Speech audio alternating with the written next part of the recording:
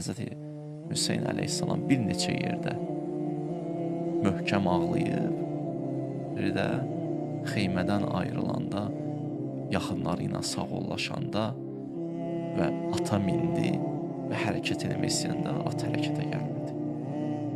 Baxdı, gördü ki, bir uşaq, 3 yaşlı bala atın ayaqlarından tutub. Həzrət İmam Hüseyn düşdü yerə, dedi, bala, nə istəyirsən? Dedi, ata sənə qurban olum, bir dənə başıma əlimi çək, qucaqlar Rüqəyyəvi. Dedi, İmam Hüseyn dizlərin yerə qoyub ağladı. Dizlərin yerə qoyub ağladı. Necə dizin Əli Əkbərin cənazəsi nəşr üstünə getdi. Dizlərin yerə qoyub Rüqəyyə üçün ağladı. Esselamu aleyki ya Rüqəyyətəl məzlumə.